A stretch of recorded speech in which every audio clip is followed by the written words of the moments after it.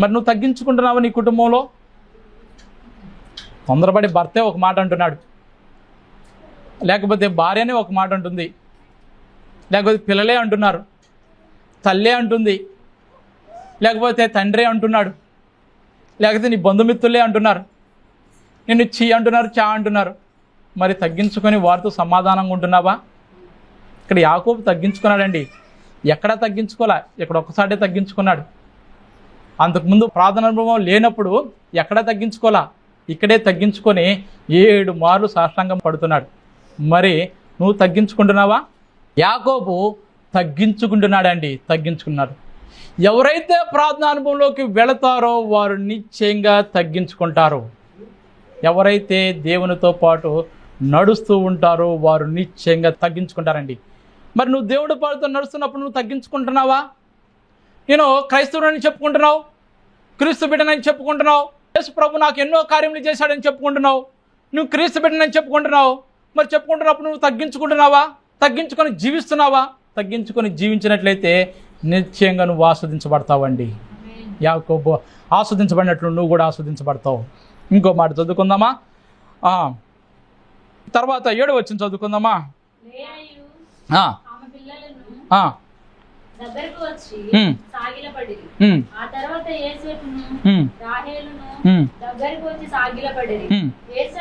ఏశావు ఆ గుంపంతయు ఎందుకని అడుగగా అతడు నా ప్రభు కటాక్షము నా మీదకి వచ్చుటకే అని చెప్పాను. అప్పుడు ఏశావు, సహోదరుడా, నాకు కావాల్సినంత ఉన్నది, నీది నీవే ఉంచుకొనమని చెప్పాను. యాకోబు ఏ విధంగా ఉన్నాడంటే, ఏశావు దగ్గరికి యాకోబు వచ్చినప్పుడు వారందరూ వచ్చి సాష్టాంగ నమస్కారం చేస్తున్నారండి. వారందరూ సాగిల పడుతున్నారు. యజమానుడు తగ్గించుకుంటున్నాడు కాబట్టి వీరు కూడా తగ్గించుకుంటున్నారు.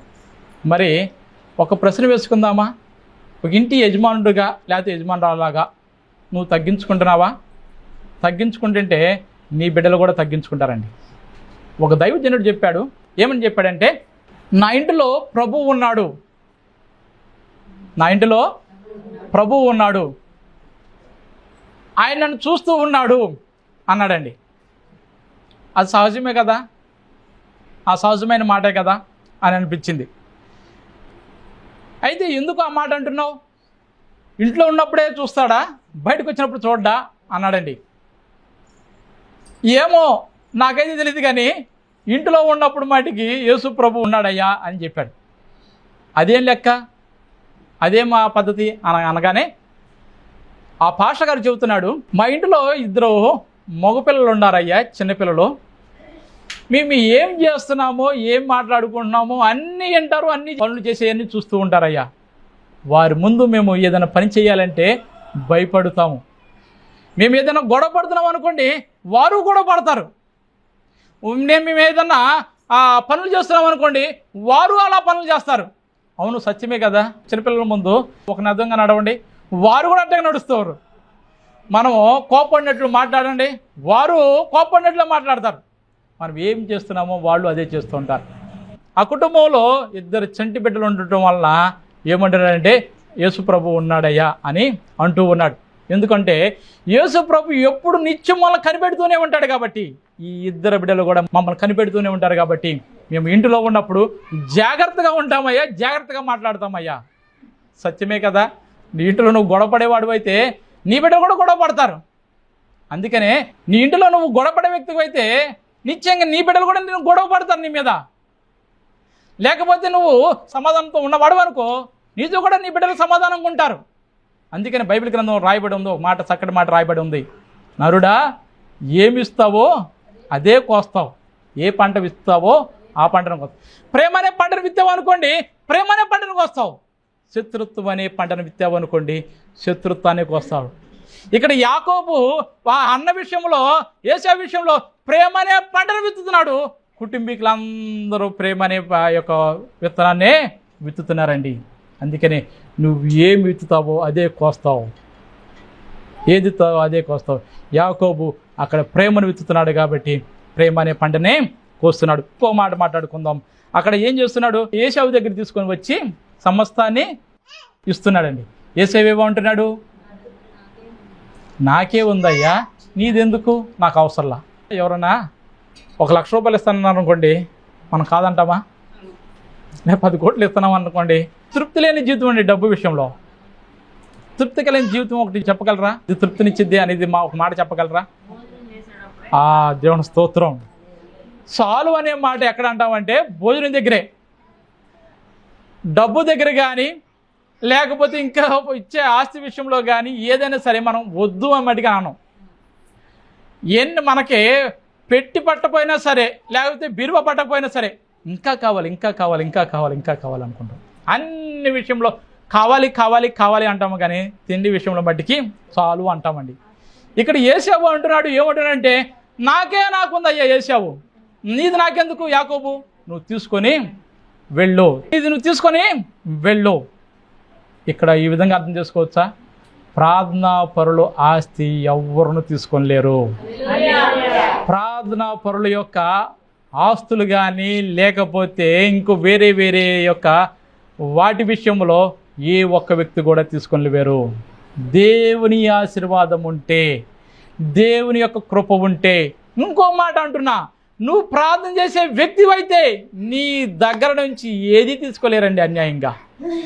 ఇది మటుకు సత్యం. సంపాదించింది నీ దగ్గర నుంచి ఏది పోదు. ఒక దైవజనుడు చెబుతున్నాడు, ఏమని చెబుతున్నాడంటే 5 సెంట్లు కలిగిన భూమి ఉందంటండి. పెద్ద అధికారులు 5 కూడా వచ్చి ఒక్కొక్క సెంటు వచ్చి 1 కోటి రూపాయలు చేసిద్దంట. అది పెద్ద పెద్ద వాళ్ళందరూ వచ్చి అంటున్నారు, డాక్యుమెంట్ నీ దగ్గరే ఉంది కదా, పాస్టర్ గారు కదా, ఏమి చేయలేని ఏం చేస్తున్నారంటే పాస్టర్ గారిని పిలిపించి అన్నారంట, డాక్యుమెంట్ నీదే కదా కాబట్టి నువ్వు ఇప్పుడు సంతకం చేయి. మాకు రాసిచ్చినట్లు ఒక 5 పెద్ద పెద్ద అధికారులు అంటండి వాళ్ళు అంటున్నారంట, నువ్వు డాక్యుమెంట్ సంతకం చేయి. సంతకం చేస్తే ఇప్పుడు మా యొక్క స్థలం మొత్తం మాది అవుతుంది అంటున్నాడంట. ఆ పాస్టర్ గారు దండం పెట్టి అంటున్నాడంట, అయ్యా నాకు 4 కుమార్తెలయ్యా, నాకు ఏ ఆస్తి లేదు, అదొక్కటే నాకు ఆధారం. 4 కుమార్తెలను కూడా అది అమ్మో లేకపోతే ఒక్కొక్కరికి ఒక్కొక్క సెంటు రాసి నేను ఇద్దామనుకుంటున్నానయ్యా, నాకు ఇంకెలాంటి ఆస్తి లేదయ్యా అంటే ఒక అతను అంట లేచి కొట్టాడంటండి అతను పాస్టర్ గారిని. ఇంకో అతను లేచి రివాల్వర్ ఇక్కడ పెట్టాడంటండి. ఇంకో వ్యక్తి ఇంకో విధంగా చేశాడంట, ఇష్టానుసారంగా చేశాడంటండి. సరేనయ్యా అని చెప్పి ఆ డాక్యుమెంట్ మీద సంతకం చేసి లింక్ డాక్యుమెంట్లు ఇచ్చేసేసి వెళ్ళిపోయాడంటండి. వెళ్ళిపోయి దాని గురించి ప్రార్థన కూడా చేయలేదంట.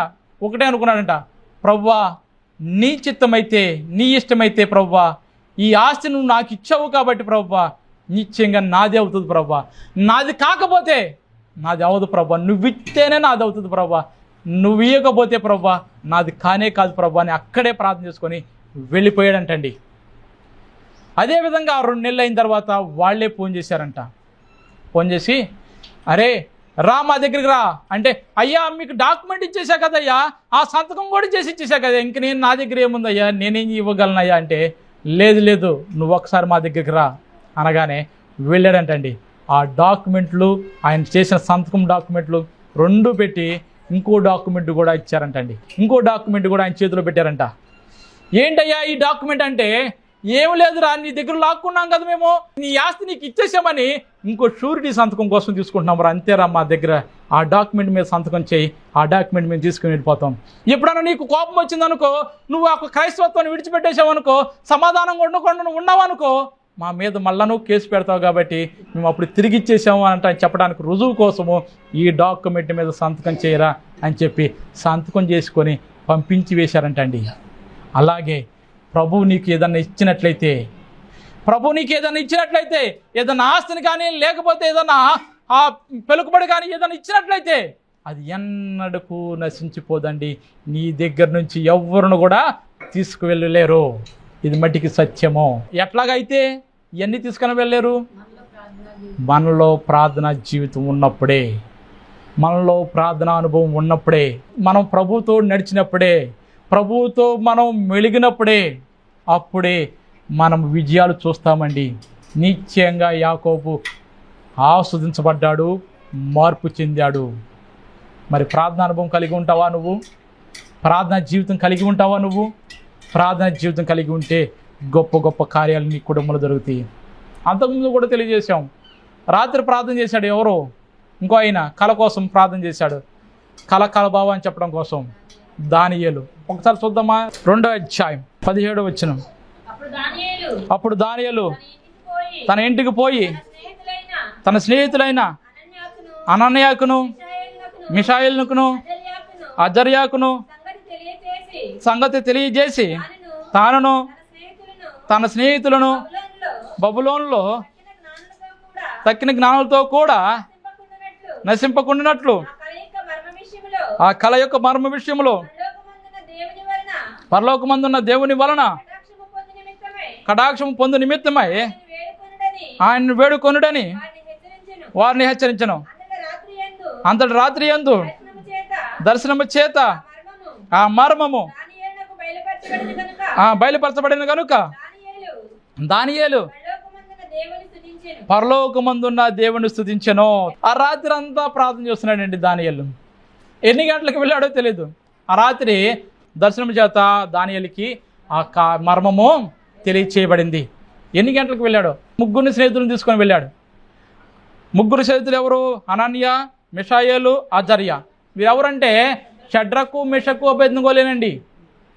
ఎవరైతే వీరి పేర్లు ఆ బబులోనుకు రాగానే షడ్రకు, మిషకు, అబేద్నెగోలుగా మార్చబడిన పేర్లు, వారిని తీసుకొని వెళ్ళారు. వీరి గురించి ఆలోచిస్తే వీరు కూడా ప్రార్థనా పరులే కదా, వీరు కూడా విశ్వాసంలో అవిశ్వాసం లేనివారు కదా, ధైర్యంగా ఉండేవారు కదా. వీరు కూడా ఆ ప్రతిమకు నమస్కరించమంటే నమస్కరించలేదు కదా. అదేవిధంగా అగ్నిగుండంలో వేసినప్పుడు కూడా భయపడలేదు కదా. అగ్నిగుండంలో కూడా పాట పాడుకుంటూ నలుగురుగా తిరిగారు కదా. నీ జీవితంలో ఇలాంటి వ్యక్తుల్ని ఆదర్శంగా తీసుకోవాలండి. చాలామంది ఆదర్శంగా ఎలా తీసుకుంటారంటే చెడిపోయే వారిని ఆదర్శంగా తీసుకుంటారు. బాగుపడే వారిని ఎవరిని ఆదర్శంగా తీసుకోరు. చక్కటి మార్గంలో నడిచే వారిని ఎవరు ఆదర్శంగా తీసుకోరు. చెడిపోయే వారిని, దేవునికి దూరంగా ఉండే వారిని ఆదర్శంగా తీసుకొని వాళ్ళట చేస్తున్నారు కాబట్టి నేను చేస్తే తప్పే ఉంది అని ఆ విధంగా ఉంటారు. ఈ దానియేలు ఎవరితో సహవాసం చేస్తున్నాడంటే షడ్రకు, మిషకు, అబేద్నెగోతోనే సహవాసం చేస్తున్నాడు. వీరిని తీసుకొని వీరితో పాటు ఏం చేస్తున్నాడంటే ప్రార్థన చేస్తున్నాడండి. ఆ రాత్రంతా ప్రార్థన చేస్తూనే ఉండవచ్చు. ఆ రాత్రి యందు దర్శనము కలిగెను అనే రాయబడి ఉంది. ఆ రాత్రి ప్రార్థన చేస్తున్నప్పుడు దర్శనంలో ప్రభువే మాట్లాడుతున్నాడు. కలను చెప్పాడంట, కలబావ అని కూడా చెప్పాడంటండి. కలను చెప్పాడంట, కలబావ అని చెప్పాడంటండి. ఈ యొక్క దానియేలు ఈ బబులోను రాజ్యంలోకి ఏ విధంగా కొనుక్కోబడ్డాడు? ఏ విధంగా తీసుకొని రాబడ్డాడు? ఒక బానిసగా తీసుకొని రాబడ్డాడండి. ఆ బానిస ఆ రాత్రంతా ప్రార్థన చేసినప్పుడు గొప్ప విజయాన్ని కలిగింపజేశాడు. అధికారిగా తీర్చిదిద్దాడండి. ఆ కలభావాన్ని ప్రభు తెలియజేసి ఏం చేశాడు? ఆ లాస్ట్ వచనం చదువుకుందామా, 48వ వచనం చదువుకుందామా.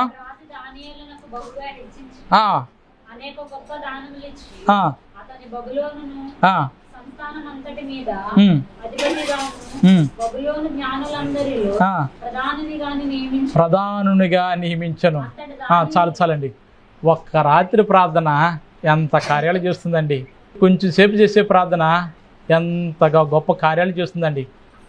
మరి ప్రార్థన చేస్తున్నావు నువ్వు? ఇంత వాక్యం వింటున్నాం కదా, ప్రార్థన చేస్తున్నావా? ప్రార్థన అనుభవం కలిగి ఉన్నావా? ప్రార్థన అనుభవం కలిగి ఉన్నాను అంటే నువ్వు అబద్ధాలు ఆడవు, ఇంకొకటి తగ్గించుకుంటావు, ఇంకొకటి ఈ యొక్క సంపదని ఎవరు లాక్కొనలేరండి. నువ్వు ప్రార్థనాపరుడుగా ఉన్నట్లయితే. ప్రార్థన జీవితం కలిగి లేకపోతే బయటికి నిశ్చయంగా ఆపదల్లో కొని తెచ్చుకుంటావు. దానియేలు విషయంలో కూడా ఒక్క రాత్రే ప్రార్థన చేశాడు. ఆసక్తికరమైన ప్రార్థన చేసి ఉండవచ్చు. అక్కడున్న అందరికంటే ఆ కలభావం అని చెప్పి అందరికంటే ఆ సంస్థానంలో అధికారిగా నియమించబడ్డాడండి, ప్రధానునిగా నియమించబడ్డాడు. ఒక్కసారి ఊహించుకుందామా, ఆ బబులోను దేశంలోకి దానియేలు ఎలా తీసుకొని వచ్చి ఉంటారు? 2 చేతులకు సంఖ్యలు వేసుకొని లాక్కొని తీసుకొని వచ్చి ఉంటారు. అంతేగా బానిసనంటే? లేకపోతే ఒక రథంలో పూలబాటలో తీసుకొస్తారంటారా? పూలబాటలో తీసుకొస్తారంటారా? కానే కాదండి. సంఖ్యలు వేసుకొని ఒకవేళ కొట్టి ఉండవచ్చు దానియేలుని, లేకపోతే హింసించవచ్చు, లేకపోతే ఉమ్ములు వేయచ్చు, వాళ్ళ ఇష్టానుసారంగా చేయవచ్చు అతన్ని. కానీ ఒక్కరోజు రాత్రి ప్రార్థన వలన ఇంతగా ఆ కొండ వారందరికంటే ప్రధానునిగా తీర్చబడ్డారండి. హల్లెలూయా. ఒక్క రాత్రి ప్రార్థన వలన, యాకోబు కూడా ఒక్క రాత్రి ప్రార్థన వలన ఇశ్రాయేల్గా మారి నిత్యంగా ఇప్పుడు కూడా ఆస్వాదించబడుతున్నారు. మీకు ఒక విషయం తెలుసా? కరోనాకి భయపడిన దేశం ఏదన్నా ఉందంటే అది ఇశ్రాయేల్ దేశమేనండి. అన్ని దేశాలు గడగడగడగడగడగా ఉనికినాయి. అవునా? మాస్క్ పెట్టొద్దు, మన దేశంలో ఉన్న వారు ఎవరు మాస్క్ పెట్టొద్దు అనే సవాళ్ళు విసిరింది ఎవరు తెలుసండి? ఇశ్రాయేల్ ప్రజలే. వాళ్ళు మాస్క్ పెట్టొద్దు, అదేం చేసిద్ది, అదేమి చేయలేదు మనల్ని అని సవాళ్ళు విసిరాడండి. ఎందుకు విసిరారో చెప్పమంటారా? ఆ రోజు పితరులు ప్రార్థన చేసిన దాన్ని బట్టి, ఆ రోజు అబ్రహాం తీసుకున్న నిర్ణయాన్ని బట్టి, ఆ రోజు యాకోబు చేసిన ప్రార్థన బట్టి, ఆ ఇస్సాకు విధేయతను బట్టి ఇప్పుడు కూడా వారు ఆస్వాదించబడుతున్నారండి. మరి నువ్వు కూడా యాకోబులాగా సమర్పణ కలిగి ఉంటావా? ఇస్సాకులాగా తగ్గింపు జీవితం కలిగి ఉంటావా? యాకోబులాగా పట్టుదలతో ప్రార్థన చేస్తావా? నిన్నే అంటున్నాడు. ఏమంటున్నాడంటే, నీ కుటుంబాన్ని కూడా దీవిస్తానయ్యా, నీ బిడ్డలను కూడా ఆస్వాదిస్తాను, నా కనుదృష్టి మీ మీద ఉండిద్ది, మీరు దేనికి నువ్వు భయపడాల్సిన అవసరం లేదు, దీవించబడతారు. కాబట్టి ప్రార్థన చేద్దామా? ప్రార్థన చేసే ముందు చిన్న పాట పాడుకుందామా? ప్రార్థన వలనే పైనము, ప్రార్థనే ప్రకారము, ప్రార్థనే ప్రాధాన్యము, ప్రార్థన లేనిది పరాజయం. ప్రార్థన వలనే పైనము, ప్రార్థనే ప్రకారము, ప్రార్థనే ప్రాధాన్యము, ప్రార్థన లేనిది. ప్రభువా ప్రార్థన నేర్పయ్యా, ప్రార్థించకుండా నేనుండలేనయ్యా. ప్రభువా ప్రార్థన నేర్పయ్యా, ప్రార్థించకుండా నేనుండలేనయ్యా. నీ పాదాలు తడపకుండా నా పైన సాగదయా, నీ పాదాలు తడపకుండా నా పైన సాగదయా. ప్రార్థన వలనే పైనము, ప్రార్థనే ప్రకారము, ప్రార్థనే ప్రాధాన్యము, ప్రార్థన లేనిది పరాజయం. హల్లెలూయా. మరి ఇంత వాక్యం వింటున్నాం కదా, ఈరోజు ప్రార్థనా అనుభవంలోకి వెళ్తావా? ప్రార్థనా అనుభవంలోకి వెళితే గొప్ప గొప్ప విజయాలు చూస్తావండి. ప్రార్థనా అనుభవంలోకి వెళితే మీకు ఒక విషయం తెలుసా? నువ్వు సంపాదించిన డబ్బన్నా వ్యర్థమైపోతుంది, లేకపోతే నువ్వు మంచి మంచి వాహనాలు కొనుక్కున్నా వాహనాలు వ్యర్థమైపోతాయి. మనమే గ్యారంటీ కాదండి. అవునా కదా? ప్రార్థన మట్టికి ఎప్పుడు చనిపోదండి. ప్రార్థన మట్టికి ఎప్పుడు నిలబడిద్ది. ప్రార్థన మట్టికి ఎప్పుడు అది మొలిచి మొక్క అయిద్దే కానీ, అది గొప్ప వృక్షంగా ఎదిగిద్దే కానీ పతనమైపోదు. అన్నీ పతనమైపోతాయి కానీ ప్రార్థన మట్టికి పతనం కానే కాదు. ఒక భక్తుడు గుర్తుకొస్తున్నాడు. వాళ్ళ స్నేహితుడి గురించి 40 సంవత్సరాలు ప్రార్థన చేశాడంటండి. ప్రభువా బిడ్డను రక్షించు ప్రభువా, రక్షించు ప్రభువా, రక్షించు ప్రభువా, రక్షించు ప్రభువా అని 40 సంవత్సరాలు ప్రార్థన చేశాడంట. అతడు చనిపోయేటప్పుడు కూడా రక్షణ పొందలా. అతను డైరీలో రాసుకున్నాడు. ఏమని రాసుకున్నాడంటే, నేను ప్రార్థన వల్ల అన్నీ జయించాను కానీ, అన్నీ సంపాదించుకున్నాను కానీ ఒక్కడి మడికి సంపాదించుకోవాలా. అదేంటంటే నా స్నేహితుడిని నేను రక్షించుకోలేకపోయాను అని ఆ డైరీలో రాసుకున్నాడంటండి. ఆ డైరీ చనిపోయినప్పుడు ఆ స్నేహితుడు చదివాడంటండి. ఆ స్నేహితుడు కూడా మారిపోయాడంట. నా స్నేహితుడు ఇన్ని సంవత్సరాలు నా గురించి ప్రార్థించాడా నా గురించి అని చెప్పి అతడు అక్కడే మారిపోయాడంటండి.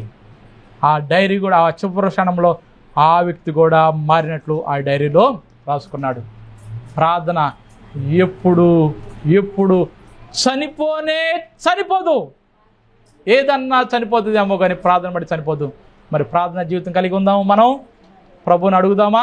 ప్రభు నాకు ప్రార్థన జీవితం కావాలి ప్రభు, ప్రార్థన అనుభవం నాకు ఇవ్వు ప్రభు అని ప్రార్థన చేసుకుందాం. ఈ చిన్న వాక్యం దేవుడు దీవించునుగాక. ఆమేన్. ప్రార్థన చేసుకుందాం. చిన్న ప్రార్థన చేసుకుందాం. పరిశుద్ధుడా నీకే వందనాలు స్తోత్రాలు తండ్రి. అయ్యా ప్రభు, ప్రార్థన వలన తండ్రి సమస్తము సాధ్యమే కాబట్టి ప్రభు నీ పాదాలు పట్టుకొని అడుగుతున్నాను నాయన. మీరు మాకు సహాయం చేయమని బ్రతిమాడుకున్నాం ప్రభు, నీకే వందనాలయ్యా. అయ్యా ప్రభు, ప్రార్థన అనుభవంలోకి వెళ్ళలాగిన సహాయం చేయండి. అయ్యా ప్రభు, యాకోబు ప్రార్థన అనుభవంలోకి వెళ్ళగానే తండ్రి ఆస్వాదించబడ్డాడు ప్రభు, పేరు మార్చబడింది నాయన. ఆ మార్చబడటానికి రుజువులు ఏంటి అంటే తండ్రి ఆ 33వ అధ్యాయంలో తెలియజేస్తున్నావు ప్రభు. అయ్యా ప్రభు, అతడు తండ్రి తగ్గించుకుంటున్నాడు నాయన. సమస్యకి ముందు ఉంటున్నాడు ప్రభా, తర్వాత తగ్గించుకుంటున్నాడు ప్రభా. కుటుంబీకులకి నాయకుడిగా ఉండి తండ్రి యేసేపు విషయంలో సాష్టాంగ నమస్కారం చేస్తున్నాడు ప్రభా. అవి ప్రభా అందరూ తండ్రి ఆయనతో పాటు వారి బిడ్డలు కూడా తండ్రి సాష్టాంగ నమస్కారం చేశారు ప్రభా. అదేవిధంగా అతని ఆస్తి లాక్కొని తీసుకోలేకపోయాడు ప్రభా యేసేపు తండ్రి. ఆ విధంగా తండ్రి మమ్మల్ని ప్రార్థన అనుభవంలోకి తీసుకెళ్ళండి ప్రభా. మమ్మల్ని దీవించండి నాయన, ఆస్వాదించండి ప్రభా. ప్రార్థన వల్లనే తండ్రి మేము పరిశుద్ధులుగా తీర్చబడతాం ప్రభా. ప్రార్థన వల్లనే దావీదు కూడా ప్రభా ప్రార్థన చేయడం వల్లనే ప్రభా, కన్నీరు కార్చి ప్రార్థన చేయడం వల్లనే ప్రభా ఆయన పాపములు కూడా క్షమించబడినానికి వందాలు అయ్యా ప్రభా. అయ్యా ప్రభా, మోషే కూడా ఎర్ర సముద్రం దగ్గర కూడా వెళ్ళి ప్రార్థన చేయడం వల్లనే నాయన అది 2 పాయలుగా చీల్చబడింది తండ్రి. యెహోషువ కూడా తండ్రి ప్రకృతి గురించి ప్రార్థన చేయడం వల్లనే ప్రభా ఆ సూర్యచంద్రులు కూడా ఆగిపోయారు ప్రభా. అయ్యా ప్రభా, ఇలా చెప్పుకుంటూ వెళ్తే చాలా మంది ఉన్నారు ప్రభా. అయ్యా ప్రభా, ప్రార్థన అనుభవం మాకు ఇవ్వండి తండ్రి. బలమైన ప్రార్థనా పరులుగా లేపండి, ప్రార్థన చేసే వ్యక్తులుగా తీర్చిదిద్దండి. ఉదయం లేవగానే మా కంఠ స్వరము నీకే వినపడేలాగా సహాయం చేయమని అయ్యా ప్రభా, అలాంటి కృపావరాలు మాకు దయచేయమని నిశ్చయంగా దీవించి ఆస్వాదించమని అయ్యా ప్రభా, మా ప్రియబిడ్డలని మమ్మల్ని అందరిని తండ్రి యాకోబుని తండ్రి ఇశ్రాయేలుగా మార్చేట్టు మమ్మల్ని అందరిని ఇశ్రాయేలుగా మార్చమని దీవించి ఆస్వాదించమని ఈ తండ్రి ఈ ప్రార్థనా ఛానల్ కూడా దీవించి ఆస్వాదించమని ఈ ప్రార్థనా ఛానల్ వీక్షిస్తున్న వారిని కూడా ప్రభా నిండాలుగా దీవించి ఆస్వాదించమని నిశ్చయంగా ప్రభా ఈరోజు ప్రభా యాకోబులాగా ఉంటున్నారేమో ప్రభా, వారు ఇశ్రాయేల్ లాగా మారులాగా సహాయం చేయమని ఈ లైవ్ కార్యక్రమం వీక్షిస్తున్న వారిని కూడా తండ్రి యాకోబులాగా జీవిస్తున్నారేమో ప్రభా, వారు ఇశ్రాయేల్ ప్రజలుగా మార్చులాగా సహాయం చేయమని నిశ్చయంగా దీవించి ఆస్వాదించమని నజరేయుడైన యేసు నామమున ప్రార్థించి వేడుకున్నాను తండ్రి. ఆమేన్ ఆమేన్. మీ అందరికీ నా హృదయపూర్వక వందనాలు తెలియజేసుకున్నాను. ఈ టీవీ కార్యక్రమం వీక్షిస్తున్న వారికి కూడా నా హృదయపూర్వక వందనాలు తెలియజేసుకున్నాను. ఈ లైవ్ కార్యక్రమం వీక్షిస్తున్న వారికి కూడా నా హృదయపూర్వక వందనాలు తెలియజేసుకుంటున్నాను.